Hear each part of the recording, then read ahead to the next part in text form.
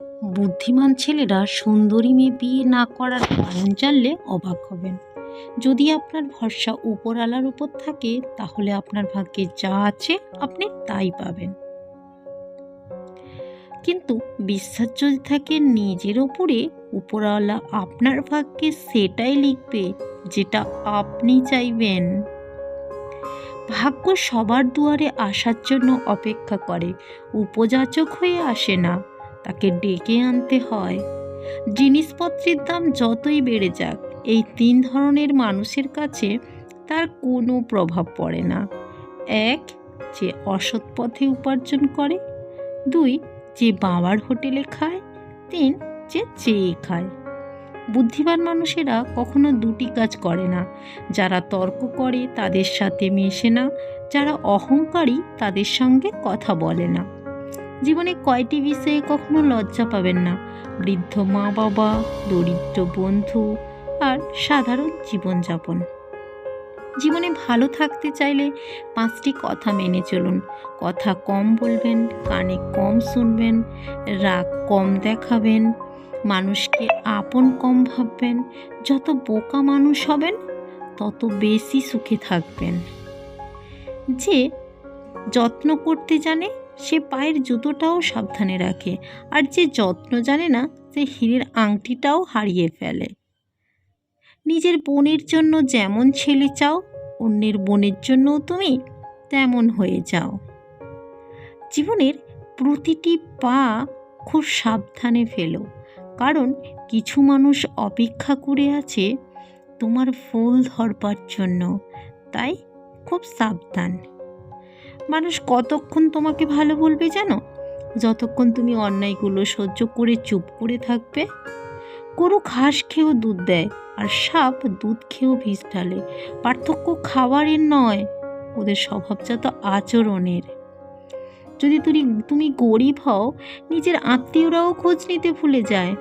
আর যদি তুমি ধনী হও, দূর সম্পর্কের আত্মীয়রাও তোমার খোঁজ নিতে ভুলে না। গুছিয়ে যারা মিথ্যে কথা বলতে জানে, সমাজে তারাই সবার প্রিয়জন হয়ে উঠতে পারে। একটা ক্ষুধার্ত পেট, একটা খালি পকেট, আর একটা ভাঙা হৃদয় তোমাকে যা শিক্ষা দেবে, পৃথিবীর কোনো বই তোমাকে তা দিতে পারে। পুরনো হলেও কেটে ফেলো না, কারণ ফল দিতে না পারলেও ছায়া দেবে। বাবা মা বৃদ্ধ হয়ে গেলেও অবহেলা করো না। টাকা পয়সা না দিতে পারলেও দুহাত ভরে আশীর্বাদ করবে। বিষ পেটে গেলে জীবন শেষ, আর কানে গেলে সম্পর্ক শেষ।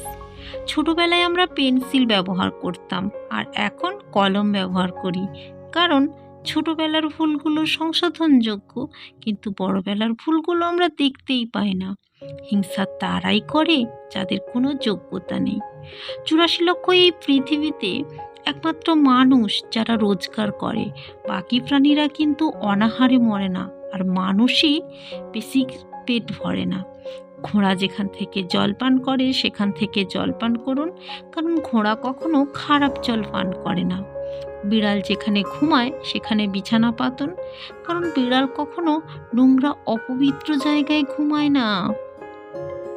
যে ফল পোকা খেয়েছে তা নির্দ্বিধায় খান, কারণ পোকা কখনো বিষাক্ত ফল খায় না। সব লোকে তোমাকে বুঝবে এটা জরুরি নয়। দাড়িপাল্লা ওজন বলে দিতে পারে, কিন্তু কোয়ালিটি নয়। উপরে ওঠার জন্য শক্তি লাগে, সে মাউন্ট এভারেস্ট হোক কিংবা আপনার পেশায়। আমার যদি কোনো ভুল হয় সেটা আমাকে বলো, অন্য কাউকে নয়, কারণ আমার ভুল আমি শোধরাতে পারবো, অন্য কেউ নয়। আঘাত ফোলা সহজ, কিন্তু অপমান ফোলা সহজ নয়। কেউ আঘাত দিলে ভেঙে না পড়ে এই কথাগুলো মনে রাখুন। যেমন,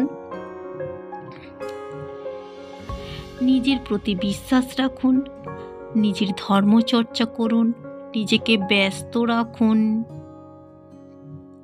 ভালো মানুষের সাথে বন্ধুত্ব করুন, নিজের মা বাবার সাথে কথা বলুন, কারণ পৃথিবীতে এই দুটি মানুষ একমাত্র মানুষ যারা নিঃস্বার্থভাবে ভালোবাসে। তার সন্তানের সঙ্গে বন্ধুত্ব করে।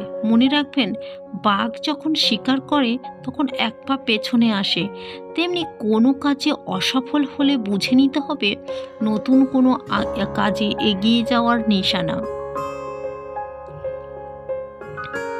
টাকার বিনিময়ে শিক্ষা নেওয়ার চেয়ে অশিক্ষিত থাকা বেশি ভালো। যেদিন মানুষকে তার মা নয়, তার দায়িত্ব তাকে ঘুম থেকে তুলবে, সেদিন জানবেন সে পরিবারের দায়িত্ব পালনের যোগ্য ব্যক্তি হয়ে উঠেছে।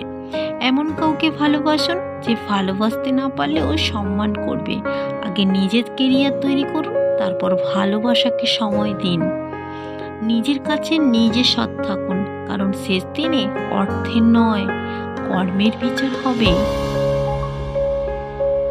সবসময় ভালো আদর্শের সঙ্গে থাকুন। নিজেকে সঙ্গদোষ বা লোভী আবর্জনায় পরিণত করবেন না।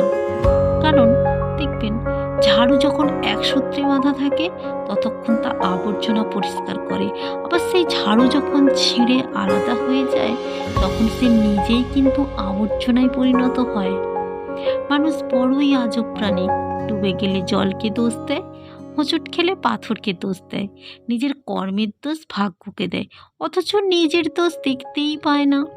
ছোট ছোট ভুল থেকে শিক্ষা নিতে হয়, কারণ হোঁচট সবসময় ছোট পাথরের সাথে লাগে, পাহাড়ের সাথে নয়। মানুষ গুহা ছাড়ল, কাঁচা মাংস ছাড়ল, কিন্তু অন্যের ভালো থেকে হিংসা করাটা আজও ছাড়তে পারল না। আমার মনে হয়, কিছু পাওয়ার উপযুক্ত হলে জগতের কোনো শক্তি তাকে বঞ্চিত করতে পারবে না। পুত্রকে চেনা যায় বিয়ের পর, কন্যাকে চেনা যায় যৌবনে, স্ত্রীকে চেনা যায় স্বামীর দরিদ্রতায়, স্বামীকে চেনা যায় স্ত্রীর অসুস্থতায়, আর সন্তান চেনা যায় তার কর্মে। যদি আমার ভিডিওটা ভালো লাগে, please please please like, comment